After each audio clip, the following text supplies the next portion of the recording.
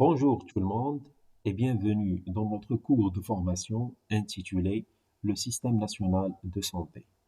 C'est un cours qui est destiné aux infirmiers et techniciens de santé de la délégation provinciale de Tétouan qui passeront l'examen d'aptitude professionnelle pour l'accès au grade principal. Ce cours est réparti en 5 sections.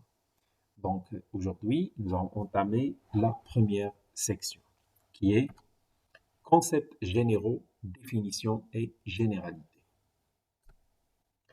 On va commencer bien sûr par quelques définitions. La première définition, c'est la santé, qui est un état de complet bien-être physique, mental et social et ne consiste pas seulement en une absence de maladie ou d'infirmité. La deuxième définition, c'est la santé publique, qui se définit en 1952 par l'OMS comme la science et l'art de prévenir les maladies, de prolonger la vie et d'améliorer la santé physique et mentale à un niveau individuel et collectif. Le système national de santé, il englobe l'ensemble des organisations, des institutions et des ressources dont le but est d'améliorer la santé.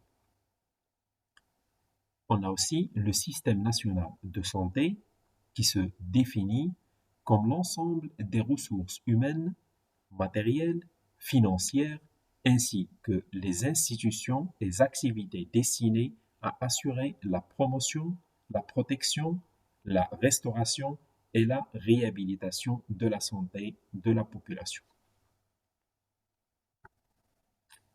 Le système national de santé selon la législation marocaine. Donc, selon l'article 2 de la loi cadre numéro 3409, le système de santé est constitué de l'ensemble des institutions, des ressources et des actions organisées pour la réalisation des objectifs fondamentaux de santé sur la base des principes suivants. Premièrement, l'égalité d'accès aux soins et services de santé. Deuxièmement, la solidarité et la responsabilité de la population dans la prévention, la conservation et la restauration de la santé. Troisièmement, l'équité dans la répartition spatiale des ressources sanitaires.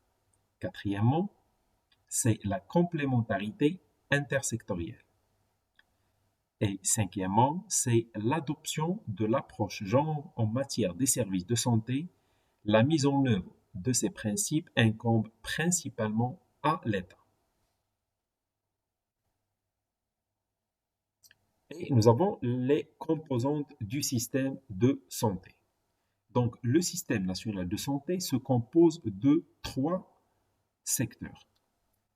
Le premier secteur, c'est le secteur public, qui se compose des réseaux hospitaliers publics. Et ce réseau se compose bien sûr des hôpitaux, qui sont des établissements publics comme les CHU, les hôpitaux Sigma et les hôpitaux en régie. Le réseau de soins de santé de base, les instituts et laboratoires nationaux, les services de santé des forces armées royales, les bureaux municipaux et communaux d'hygiène. Le deuxième secteur, c'est le secteur privé à but non lucratif et qui se compose des hôpitaux et établissements de soins de la CNSS, des mutuelles, de l'OCP et de l'ONE.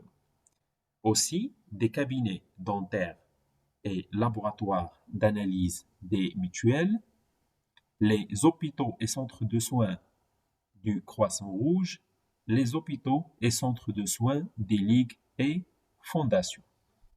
Et nous avons le troisième secteur qui est le secteur privé à but lucratif, qui se compose des hôpitaux et cliniques privés, les cabinets libéraux, soit de consultation, de soins, de diagnostic et aussi de rééducation, les opticiens et prothésistes et les officines.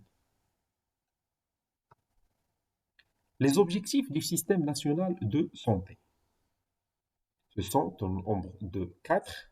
C'est d'abord améliorer la santé de la population desservie.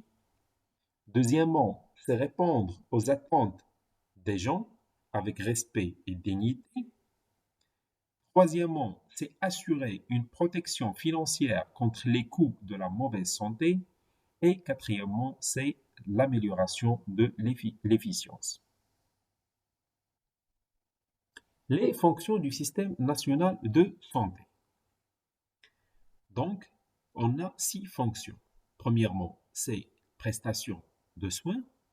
Deuxièmement, c'est la production des ressources humaines. Troisièmement, c'est l'information par un système d'information. Quatrièmement, c'est médicaments, vaccins et technologies. Cinquièmement, c'est le financement. Et sixièmement, c'est l'administration générale des systèmes de santé et gouvernance. L'offre de soins. L'offre de soins est composée des infrastructures et des installations de santé fixes ou mobiles relevant du secteur public et du secteur privé, des ressources humaines qui leur sont affectées, ainsi que des moyens mis en œuvre pour produire des prestations de soins, de services en réponse aux besoins de santé des individus, des familles et des collectivités. Les principes régissant l'offre de soins. Donc, selon l'article 9 de la loi cadre 3409, c'est l'équité, l'intégration et la coordination. L'offre de soins doit être répartie sur l'ensemble du territoire national d'une manière équilibrée et équitable, dans le respect des principes énoncés à l'article 2 ci-dessus et conformément aux dispositions du titre 3 de la présente loi 4. Le secteur public et le secteur privé, qu'ils soient à but lucratif ou non, doivent être organisés de manière synergique afin de répondre de manière efficiente aux besoins de santé par une offre de soins et de services complémentaires, intégrés et coordonnés. Les 8 principes régissant l'offre de soins. Premièrement, c'est la solidarité et la responsabilisation de la population. Deuxièmement, c'est l'égalité d'accès aux soins et services de santé. Troisièmement, c'est l'équité dans la répartition spatiale des ressources sanitaires. Quatrièmement, c'est la complémentarité intersectorielle. Cinquièmement, c'est l'adoption de l'approche genre en matière de services de santé. Sixièmement, c'est l'intégration et la coordination. Numéro 7, c'est la globalité. Et huitièmement, c'est la gradation des soins. Et merci.